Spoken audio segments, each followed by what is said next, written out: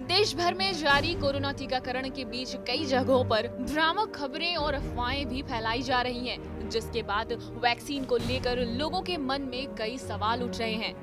ऐसे में इस वक्त लोगों के मन में सबसे बड़ा सवाल ये है कि आखिर कोरोना टीका लगवाने के बाद कब तक वायरस से उनकी रक्षा हो सकेगी? क्या वैक्सीनेशन वायरस से बचाव का परमानेंट सॉल्यूशन भी है या नहीं? इसको लेकर एक्सपर्ट्स का मानना है कि भविष्य में ऐसा वेरिएंट भी आ सकता है जो मौजूदा वैक्सीन के असर को काफी कमजोर कर दे।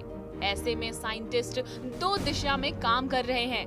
पहला, वैक्सीन की पूरी डोज लगने के करीब 1 साल बाद बूस्टर के रूप में तीसरी डोज देना, और दूसरा, खास वेरिएंट के लिए खास बूस्टर डोज तैयार करना।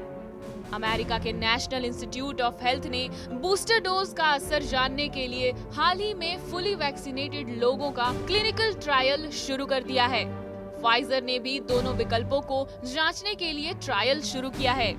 वैक्सीन की दोनों डोज ले चुके कुछ वॉलंटियर्स को बूस्टर के रूप में उसी वैक्सीन की तीसरी डोज दी गई है।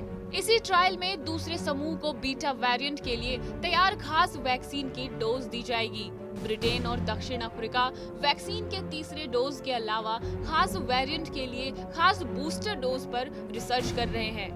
दुनिया भर में चर्चा इस बात को लेकर भी हो रही है कि आखिर आम तौर पर वैक्सीनेशन से लंबे समय तक किसी भी बीमारी से रक्षा करता है, लेकिन कोरोना के लिए ऐसा क्यों कहा जा रहा है कि कोरोना का टीका कुछ समय बाद वायरस से रक्षा को लेकर बेअसर हो जाएगा?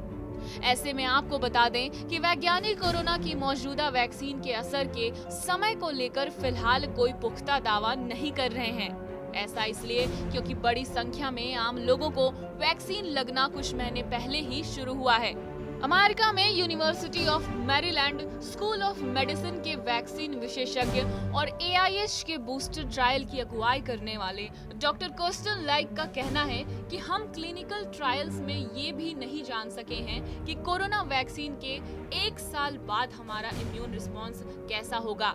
हालांकि शुरुआती संकेत बेहतर हैं। रिसर्चर्स वॉलंटियर्स के खून की लगातार जांच करके उनके शरीर में कोरोना वायरस को निशाना बनाने वाले एंटीबॉडीज और टी सेल्स को नाप रहे हैं। लोगों के शरीर में एंटीबॉडीज और टी सेल्स का स्तर तो गिर रहा है, लेकिन बहुत धीरे धीरे। ऐसे में ये कहा जा सकता है कि वैक्सीन वायरस से सुरक्षा तो दे रही है, लेकिन इसका समय सीमित हो सकता है। वैज्ञानिकों का ये भी मानना है कि अब जैसा देखा गया है कि कोरोना वायरस लगातार अपने रूप बदल रहा है। अलग अलग देशों में कोरोना के अलग अलग वेरिएंट पाए गए। ऐसे में हो सकता है कि आगे जाकर अगर कोरोना का नया वेरिएंट पाया गया तो मौजूदा वैक्सीन कितना प्रभावी होगी कहा नहीं जा सकता। आपको हमारी ये जानकारी कैसी लगी, हमें कमेंट सेक्शन में लिखकर जरूर बताएं। बाकी देश और दुनिया से जुड़ी सभी खबरों के लिए देखते रहें TV9 डिजिटल।